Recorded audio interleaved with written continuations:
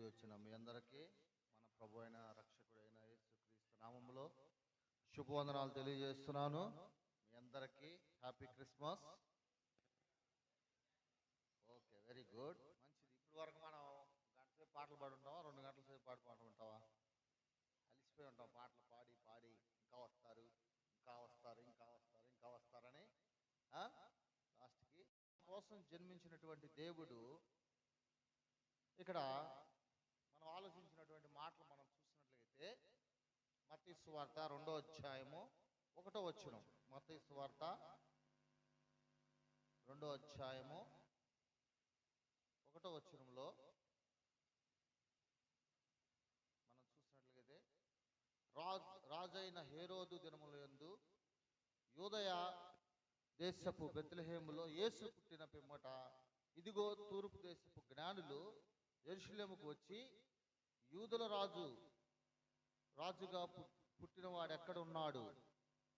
తూర్పు దిక్కున మేము ఆయన నక్షత్రము చూచి ఆయనను పూజింపవచ్చితమని చెప్పిరి.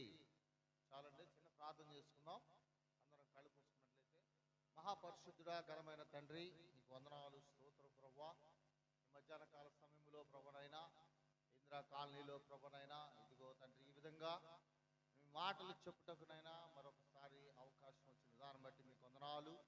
దయగల దేవా, జీవగల తండ్రి, మీకు వందనాలు, స్తోత్రములు చెల్లిస్తున్నాం ప్రభా. 2025 సంవత్సరాల క్రితం తండ్రి మా కొరకు మీరు జన్మించి ఇదిగో ప్రభునైనా పశువుల తొట్టిలో మీరు పరుండి ప్రభా మా నిమిత్తము తండ్రినైనా మీరు ఈ లోకానికి వచ్చారు. మీకు వందనాలు, స్తోత్రములు చెల్లిస్తున్నాం తండ్రి. మీరు వచ్చి మా కొరకు ప్రాణం పెట్టి మరలా ఆరోహణమై తండ్రి అయా మీరు నాయనా ఇదిగో తండ్రి పరదేశంలో ఉండి మా కొరకు విజ్ఞాపన చేస్తున్నటువంటి మా గొప్ప దేవా మీకు వందనాలు చెల్లిస్తున్నాం. ఈ సమయంలో పరిశుద్ధాత్మ తండ్రి మీ బిడ్డలకునైనా మేమునైనా మీరు మాట్లాడితే ప్రభునైనా మా జీవితాలు మారుతాయి, మాకు సమాధానము శాంతి మాకు లభిస్తుంది తండ్రి. అట్టి జ్ఞానము మాకు దాయిచ్యమని కోరుచున్నాము. మీ మాటలు వినే జ్ఞానాన్ని మాకు దాయిచ్చేయండి. ప్రాంగణం చుట్టూ మీకు కంచి వేస్తూ నేను సహాయం చేయమని పరిశుద్ధాత్మ దేవం మీరు మాట్లాడమని వచ్చిన ప్రతి బిడ్డను కూడా మీరు దీవించి ఆశ్రయించమని యేసునామమున ప్రార్థించి వేడుకుంటున్నాం తండ్రి, ఆమేన్. సరే, మంచిదండి. అయితే ఆయన ఈ లోకంలో పుట్టాడు, ఈ లోకంలో జన్మించాడని మనము లేఖనము చెప్తుంది. నా మాటలు కాదు, నా సొంత మాటలు కాదు, లేఖనము బైబిల్. అయితే ఈ లేఖనము మనం చూసినట్లయితే ఆయన ఎక్కడ పుట్టాడండి? బెత్లెహేములో యేసు పుట్టిన పిమ్మట ఇదిగో తూర్పు దేశపు జ్ఞానులు యెరూషలేముకు వచ్చి యూదులకు రాజుగా పుట్టినవాడు ఎక్కడ ఉన్నాడు అని అక్కడ ఎవరిని అడుగుతున్నారు? అక్కడ ఉన్నటువంటి హేరోదు రాజును అడుగుతున్నారు. హల్లెలూయా. హేరోదు రాజు చాలా పరాక్రముడు. హేరోదు రాజు చాలా పరాక్రముడు. మీకు ఉదాహరణకు ఎలా చెప్పాలంటే ఈ ఇందిరా కాలనీ ఒక రాజు పరిపాలిస్తున్నాడు అనుకున్నాం. మనకి నంబర్లు పంచాయతీ మెంబర్లు ఉంటారు కదమ్మా, మీకు తెలుసు కదా. ఒక మెంబర్ పరిపాలిస్తున్నాడు అనుకున్నాం, మీకు తెలియటం కోసం చెప్తున్నా. అతను ఎలాంటి వాడంటే ఈ ఊర్లోకి ఎవరు రానీడు, ఆయనకి సెలవు లేకుండా ఆ రోడ్డు మీద ఆపి నువ్వు ఎక్కడి నుంచి వచ్చావయ్యా, ఏమిటి, ఎందుకు వచ్చావు అని అక్కడే ఆ రోడ్డు మీద ఆపి అతనికి చెప్తే అతనికి ఇష్టమైతేనే నువ్వు లోపలికి వచ్చి ఎవరితోటన్నా మాట్లాడాలి, లేదంటే నువ్వు మాట్లాడటం లేదు, అటు నుంచి వెళ్ళిపోవాలి. ఇష్టమైతేనే, అతను నచ్చితేనే.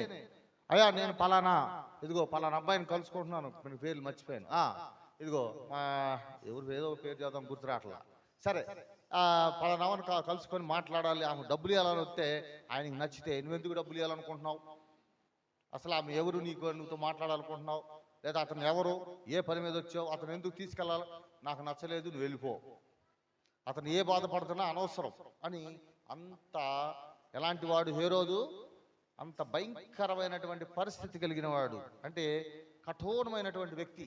అందుకనే ఆ హేరోదు రాజు ఏం చేశాడు తెలుసండి? తన అన్నదమ్ముల్ని చంపేశాడు. ఎందుకు? తన రాజరికం పోయిద్దేమనని. తన కొడుకును చంపేశాడు. ఎందుకు? నేనే రాజుగా ఉండాలి. ఆ గ్రామంలో ఆ రాజ్యములో ఏ ఊరు కూడా రాజు ఉండకూడదు, నేను చనిపోయేంత వరకు నేనే కింగ్ అని అనుకున్నటువంటి పరాక్రమవంతుడైనటువంటి హేరోదు. ఆ హేరోదు దగ్గరికి 3 జ్ఞానులు వచ్చారు. ఆ జ్ఞానులు ఎలా వచ్చారు? మరి ఈ గెలాక్సీ అంటే ఎన్ని నక్షత్రాలు మనం చూస్తున్నాం. సాయంత్రం అయిపోతే మనకు నక్షత్రాలు కనబడతాయి.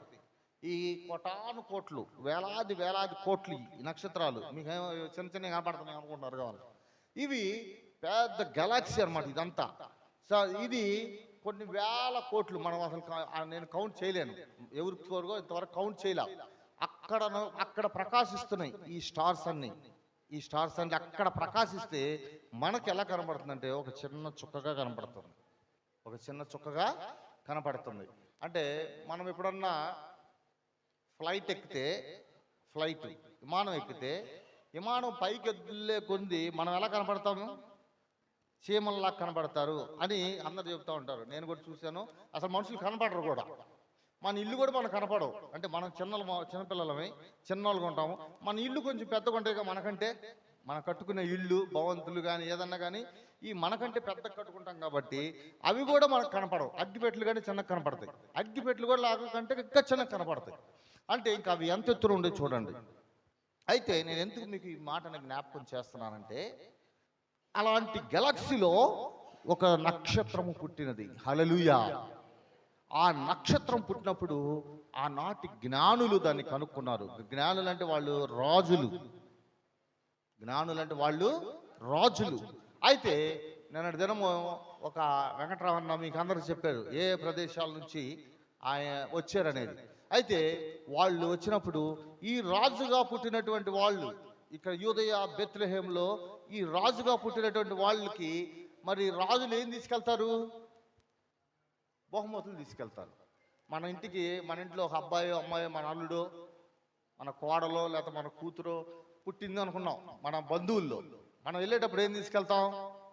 మనకున్న తాకత్తుకులు తీసుకెళ్తాం. మహా తీసుకెళ్తే ఏం తీసుకెళ్తాం? అదే మా అల్లుడు పుట్టాడని చిన్న ఉంగరం కొంటాం. బాగా అర్థం చేసుకోండి. ఏం కొంటాం? ఉంగరం కొనుక్కెళ్తాం. మహా తీసుకెళ్తాం, చైన్ తీసుకెళ్తాం, సన్నటి చైన్ తీసుకెళ్తాం. లాక్కుంటాడు, తినేస్తాడు, మింగేస్తాడు అన్నట్టుగా. లేదంటే బట్టలు తీసుకెళ్తాం, లేదా ఇంకోటి తీసుకెళ్తాం. కానీ ఆ రాజు పుట్టినప్పుడు రాజు ఎలాంటివి తీసుకెళ్ళండి? ఎలాంటివి తీసుకొచ్చాడు రాజు? చిన్న చిన్న ఉంగరాలు తీసుకెళ్ళా, పెద్ద బహుమతులు తీసుకొచ్చాడు. హల్లెలూయా. పెద్ద బహుమతులు. ఏదో చిన్న చైన్ కాదు, చిన్న ఉంగరం కాదు. రాజులు అంటే ఆ రాజుగారు ధనవంతులు. రాజుకి ఎలాంటి అర్హత ఉండాలో అలాంటి అర్హత కలిగినటువంటి అలాంటి ప్రశస్తమైనవి ఆ రాజు దగ్గరికి పట్టుకొని వచ్చారు ఈ జ్ఞానులు. చూడండి, దేవునికి స్తోత్రం. హల్లెలూయా. నేను మీకు అర్థమయ్యేలాగా చెప్తున్నా నేను. అయితే తీసుకొని వచ్చి ఎవరి దగ్గరికి వచ్చారు? హేరోదు దగ్గరికి వచ్చారు. హేరోదు దగ్గరికి వచ్చినప్పుడు అప్పుడు హేరోదు ఏం చేశాడు తెలుసండి? హేరోదు ఆయనకి తెలియదు ఇక్కడ ఈ లోకంలో ఈ బెత్లెహేము పట్టణంలో గ్రామంలో మరి యేసుప్రభు పుట్టిన సంగతి. ఆయనకి మహా ఊగ్రుడైపోయాడు. అరే, నేను ఎంతమందిని చంపి రాజుగా ఉన్నాను, ఇంతమందిని తొక్కివేసి నేను రాజుగా జీవిస్తుంటే మళ్ళీ ఇక్కడ రాజు పుడతమైంది అనే భయం ఏర్పడిపోయి ఏం చేశాడో తెలుసండి? ఆ కాలంలో పుట్టినటువంటి చిన్న పిల్లలందరినీ కూడా చంపేశాడు. దేవుని వాక్యం చెబుతుంది, మీరు ఇంటికి వెళ్ళి చూసుకోండి. అయితే చంపేసినప్పుడు దాంతో పాటు ఏమైపోతానుకున్నాడు? ఈ రాజు కూడా చచ్చిపోతాడులే అనుకున్నాడు హేరోదు. కానీ ఆ రాత్రి కాల సమయంలో దేవదూత ప్రత్యక్షమయ్యి వీళ్ళు ఎక్కడ పంపించేసింది? ఐగుప్తుకి పంపించేసింది. మీరు అర్జెంటుగా బయలుదేరి వెళ్ళిపోవాలి ఐగుప్తుకని. ఎందుకు? రాజు ఏం చేశాడు? శాస్త్రం చెప్పేశాడు. చూడండి దేవుని బిడ్డలారా, దేవుడు ఈ లోకంలో పుట్టాడు. హలో,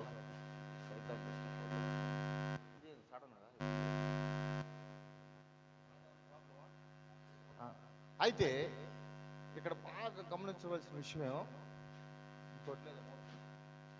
హలో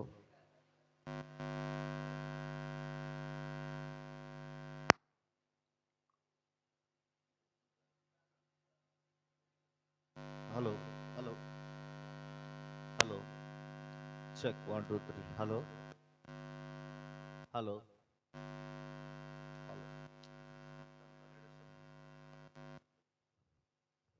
హలో హలో ఇదే అన్న ప్రాబ్లం. ఇదా అయితే మనము వాక్యాన్ని విన్నాం కొద్దిసేపు. సైతాన్ చాలాసార్లు డిస్టర్బ్ చేస్తూ ఉంటాడు, మనకు తెలిసింది. ఇంకా రాలేదేంది అనుకుంటున్నా సైతాన్, వీడు బాగా చెబుతూ ఉంటాడు. అర్థమయ్యేలేకే సైతాన్ ఏం చేసింది, ఏదోటి పెట్టి కొట్టుకుపోయింది అది. సో అక్కడ దేవుడు ఈ లోకానికి రావటానికి ఎంత ప్రయాసపడ్డాడు. ఫస్ట్ చిన్నప్పుడే చచ్చిపోవాలి, 2 సంవత్సరాల్లో పిల్లలు అప్పుడే ఆయన చంపేయాలి, రాజు శాసనం ఇచ్చాడు. ఆ టైంలో మరి దేవదూత మరి అంటే వారిద్దరికి జ్ఞానం అంటే మాట్లాడి, ఎవరికి, మరియమ్మ గారికి అండ్ యోసేపు ఇద్దరితో మాట్లాడి ఐగుప్తుకి వెళ్ళిపోయాడు. అక్కడ వెళ్ళిపోవడం జరిగింది. అక్కడ యేసు ప్రభు వారు తప్పుకున్నాడు, ఆయన పెరిగాడు, పెద్దవాడయ్యాడు. అసలు కారణం ఏంది, యేసు ప్రభు ఈ లోకానికి రావడానికి కారణం ఏంది, ఆయన మనల్ని రక్షించాలి. ఆయన మనల్ని రక్షించాలంటే ఏందయ్యా, చాలామంది ఏమిటి ఈ రక్షణ, అసలు ఈ రక్షించిన కారణం ఏంటి అంటే, ఆనాటి కాలంలో యేసు ప్రభును పుట్టక ముందు, యేసు ప్రభు పుట్టక మునుపు, ఆ పిల్లలు వదిలేయండి అమ్మ కాసేపు, జాగ్రత్తగా వినాలి, దగ్గరికి వచ్చాం. యేసు ప్రభు పుట్టక మునుపు ఆయన మనము ఒక పాపము చేసాము అనుకున్నాం, మనం ఒక దొంగతనం చేసాం, లేదా ఒక అబద్ధం ఆడాము, లేదంటే ఇంకొక తప్పు చేసాం. అది నీకు తప్పు అనిపించింది, దేవునికి కూడా తప్పు అనిపించింది. మరి ఆ పాపము పోవాలి అంటే ఏం చేయాలి మనము, ఆ పాపం పోవాలంటే ఏం చేయాలి మనము. ఆనాటి కాలంలో యాజకులు ఉన్నారు. యాజకులు వెళ్ళినప్పుడు, అయ్యా ఆయన చెవులో మనం చెప్పాలి, అయ్యా నేను ఇదిగో దొంగతనం చేశాను, అబద్ధం ఆడాను, వ్యభిచారం చేశాను, లేదంటే ఇంకోటి తప్పు చేశాను, నేను ఇంకో తప్పు చేశాను, మోసం చేశాను, కనుక నేనేం చేయాలి అంటే ఆయన చెప్తాడు, నువ్వు వెళ్ళి రేపు పొద్దున ఒక పొట్టేలను పట్టురా, రేపు వెళ్ళి రేపు 10 గోవలను పట్టురా, 10 పావురాలను పట్టుకురా, లేకపోతే ఒక ఎడ్లను పట్టురా అని చెప్తాడు. అది ఎలా ఉండాలంటే శ్రేష్టముగా ఉండాలి. ఎలా ఉండాలమ్మా, శ్రేష్టంగా అంటే బలముగా ఉండాలి, బలహీనముగా ఉండకూడదు, మళ్ళీ రోగము లేనిదై ఉండాలి. ఎలా ఉండాలి, రోగము లేనిదై ఉండాలి. అయితే అవి నువ్వు పట్టుకొచ్చినప్పుడు, అది నేను వధించినప్పుడు ఆ పాపము నీలో నుంచి పోయిద్ది. ఆ వధించేటప్పుడు ఈ యొక్క యాజకుడు కరెక్ట్గా లేకపోతే, ఈ యాజకుడు ఏమంటే ఈ వధించినటువంటి అంత కూడా వేస్ట్ అయ్యిద్ది, నీ పాపం పోయేది లేదు. అది నువ్వు ఎంత ఖర్చు పెట్టావు డబ్బులు, ఆనాటి కాలంలో చాలా ఖర్చు పెట్టావు, డబ్బులు చాలా తక్కువ. అప్పుడప్పుడు మన పూర్వీకులు ఒక 20 సంవత్సరాలు 10 సంవత్సరాలు అయినప్పుడు ఒక క్రిస్మస్ పండగ, లేదంటే చాలామంది క్రిస్మస్ పండుగ, ఈ రోజుల్లో మనం బట్టలు తీసుకుంటున్నాం, మనకు అన్నీ ఏదో జరుగుతున్నాయి. ఆ రోజుల్లో క్రిస్మస్ పండుగ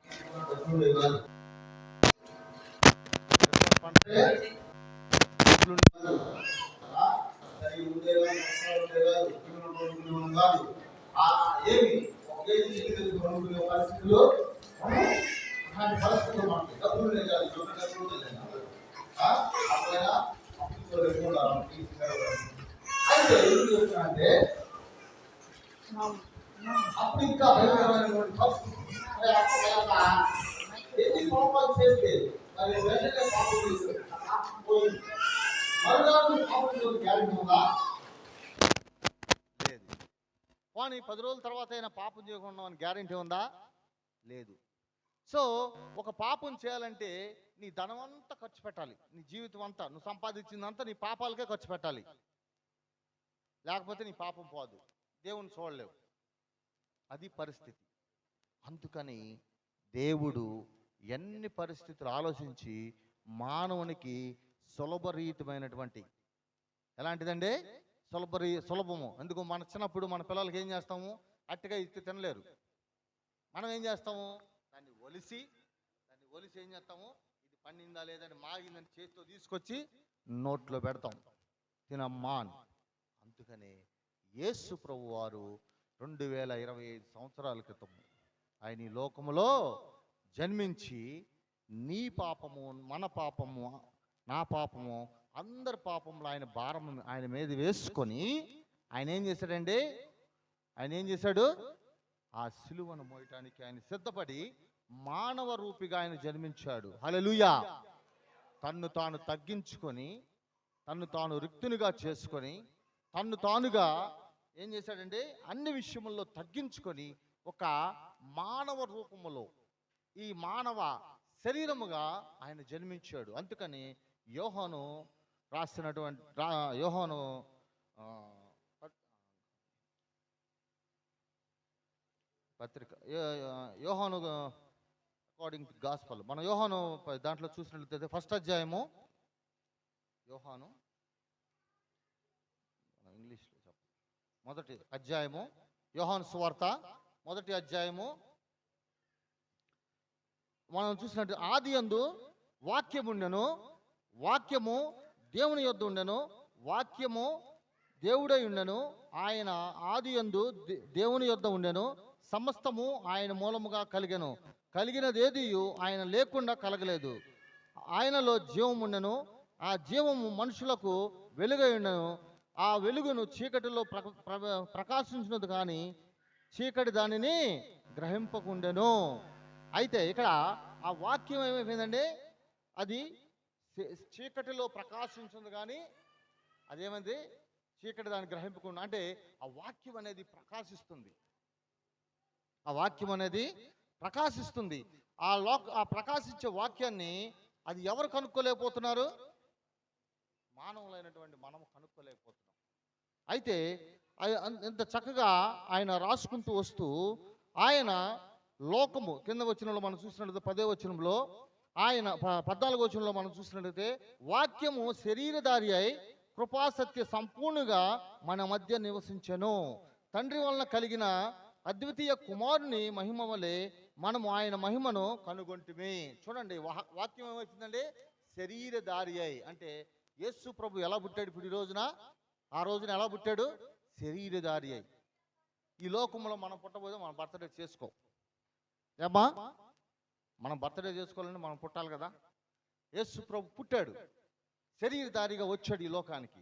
వచ్చింది దేనికి? కారణం ఏంది? దేనికి? ఆయన చనిపోవటానికి వచ్చాడు. ఎందుకు? మన పాపాలన్నీ కూడా ఆయన మీద వేసుకొని చనిపోవటానికి ఆయన వచ్చాడు దేవుడుగా. సో నువ్వు నేను ఎందుకు పుట్టాము ఈ లోకంలో? ఒక క్వశ్చన్ మార్క్. నువ్వు నేను ఎందుకు పుట్టాం? ఎందుకు పుట్టాం మనం? మనకేమన్నా విజన్ ఉందా? మనం పుట్టాము ఈ లోకంలో, పెరుగుతున్నాం. ఏం సాధించాలని పెరుగుతున్నాం మనం? ఎవరికన్నా అర్థం చేసుకుంటున్నాం మనం? అమ్మ బాగా ఆలోచించాలి. మనం పుట్టాము ఈ లోకంలో, మనకు 30 సంవత్సరాలు వచ్చినాయి, 20 సంవత్సరాలు వచ్చినాయి, 40 సంవత్సరాలు వచ్చినాయి, 50 సంవత్సరాలు వచ్చినాయి. పుట్టాము, దేనికి పుట్టాము? సమాధానం ఉందా? మనం పుట్టిన కారణం ఏంటంటే దేవుని చూడటానికి దేవుడు మనల్ని పుట్టించాడు. హల్లెలూయా. దేవుడు మనల్ని ఎందుకు పుట్టించాడంటే దేవుడిని మనం చూడటానికి. రేపు ఈ పశువులు వెళ్ళి దేవుడి ముందు నిలబడవు. ఇవాళ కోడిని కోసుకొని తిన్నాం, ఆ కోడి వెళ్ళి దేవుడి ముందు నిలబడదు. రేపు మేక వెళ్ళి నిలబడదు, ఈ చెట్లు వెళ్ళి నిలబడవు, ఆ సముద్రంలో చేపలుండి నిలబడవు, ఏవి నిలబడవు. నిలబడేది ఎవరండి? మన ఆత్మ వెళ్ళి అక్కడ దేవుని దగ్గర నిలబడాలి. హల్లెలూయా. మన ఆత్మ వెళ్ళి ఎక్కడ నిలబడాలి? దేవుని సమూహంలో అక్కడ నిలబడాలి. అక్కడ లెక్క చెప్పాలి. నువ్వెన్ని సంవత్సరాలు ఇక్కడ బతికినా, 5 సంవత్సరాలు బతికినా, 15 సంవత్సరాలు బతికినా, 100 సంవత్సరాలు బతికినా, 150 సంవత్సరాలు బతికినా, లేదంటే ఎప్పుడు ఎంతకాలం నువ్వు బతికావో, నువ్వేం చేసావు?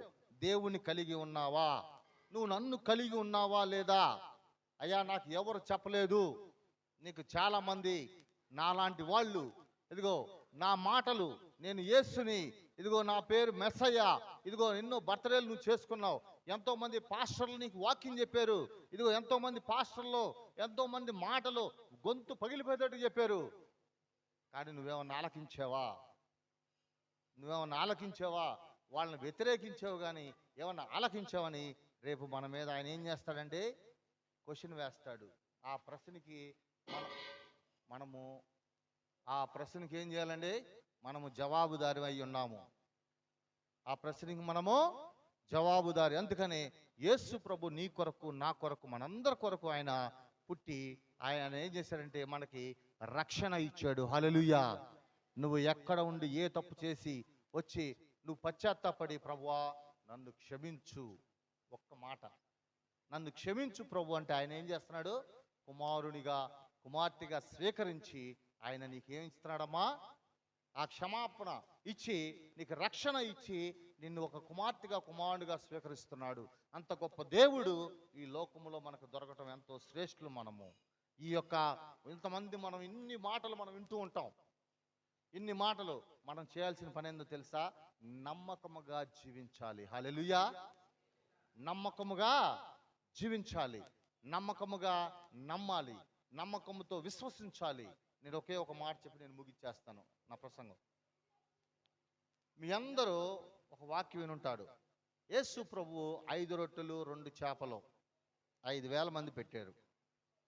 బాగా తెలుసు అందరికీ. 5 రొట్టెలు 2 చేపలు. చేపలు తెలుసు కదా, చేపలు తెలుసు కదా, రొట్టెలు తెలుసు కదమ్మా. ఎవరికి ఇచ్చారు? ఇప్పుడు చెప్పాలి మీరు. ఎవరికి ఇచ్చారు? అమ్మ పెద్దగా చెప్పు, పర్లేదు. ఇంటికాడ బాగానే సౌండ్లు వస్తాయి, ఇల్లు పగిలిపోయింది, కప్పులు కూడా. ఎవరికి ఇచ్చారు? యేసు ప్రభు వారికి ఒక చిన్న పిల్లవాడు తీసుకొచ్చి 5 రొట్టెలు 2 చేపలు ఇచ్చాడు. ఈ 5 రొట్టెలు 2 చేపలు చిన్న పిల్లవాడు తీసుకొచ్చి ఎవరికి ఇచ్చాడు? యేసు ప్రభు గారు ఇచ్చారు. ఆ పిల్లవాడు ఉద్దేశం ఏమనుకోవాలి ఒకసారి? అరే యేసు ప్రభు ఎంత స్వార్థపరుడు, నేను 5 రోజుల నుంచి అక్కడ కూర్చొని ఉంటే నా దగ్గర నుంచి తెప్పించుకు ఎవరి దగ్గర ఉన్నాయా అని అడిగి 5 రొట్టెలు 2 చేపలు తెప్పించుకొని ఆయన తింటున్నాడేమోనని శిష్యులు కూడా అనుకున్నారు. అక్కడ ఆహారం దొరకట్లా. మీరు వెళ్ళి చదువుకోండి, ఆహారము దొరకట్లా. అయితే ఆ 5 రొట్టెలు 2 చేపలు తీసుకొచ్చిన తర్వాత కొద్దిసేపటికి ఏమైపోతున్నాయి అంటే అవి దేవుడు వాటిని ప్రార్థన చేసి ఆశీర్వదించి, ఎవరికి అర్థం కావట్లా. 5 లక్షల మంది 5,000 మంది అక్కడ ఉన్నారు. 5,000 మందికి అది ఒక విచిత్రంగా ఉన్నది. ఏమైనా అర్థమవుతుందా బ్రదర్? అర్థమైద్దా? ఆ రొట్టెలే కనపడవేమో 5,000 మధ్యలో. 5,000 మధ్యలో ఆ రొట్టెలు కూడా కనపడ. టీవీలు పెట్టలేము, చూపిట్లా. ఇదిగో రొట్టెలు ఇక్కడ కనపడుతున్నాయి, ఇక్కడ కనపడుతున్నాను. ఇప్పుడు మనకు 1000 మంది కానీ సంఘం ఉంటే మనం ఎల్ఈడి స్క్రీన్లు పెట్టాలి, వాకింగ్ చదువుతుంటే వినపడక అర్థం కాక. ఆ 5 రొట్టెలు 2 చేపలు అవి కనపడతలే కొంతమందికి. వాటిల్ని ఆయన పట్టుకొని ఆశీర్వదించగానే గంపలుగా